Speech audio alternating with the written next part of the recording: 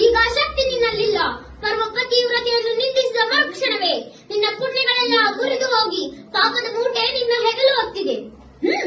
ಎತ್ತ ನಿನ್ನ ಗಾಂಡೀವ, ಹೂಡು ಪರಮೇಶ್ವರನು ಕೊಟ್ಟ ನಿನ್ನ ಪಾಶುಪತಾಸ್ತ್ರ.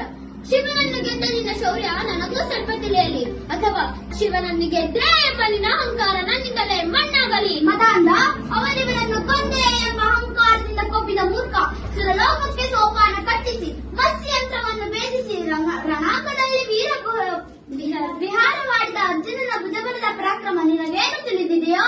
ಯಾರು ತಿಳಿಯರು ನಿನ್ನ ಭುಜಬಲದ ಪರಾಕ್ರಮ. ಸಮರದೋಳಾರ್ಜಿಸಿದ ಆ ನಿನ್ನ ವಿಜಯಗಳ ಮರ್ಮ. ಎಲ್ಲದಕ್ಕೂ ಕಾರಣನು ಶ್ರೀಕೃಷ್ಣ ಪರಮಾತ್ಮ. ಅಗಲಿಗುಳು ನೆರಳಂತೆ ತಲೆ ಕಾಯ್ದು ಕಾಪಾಡಿ ಜಯವ ತಂದಿಟ್ಟ ಆಯದು ನಂದನ. ಅವನಿಲ್ಲದೆ ಬಂದ ನೀನು ತೃಣಕ್ಕೆ ಸಮಾನ.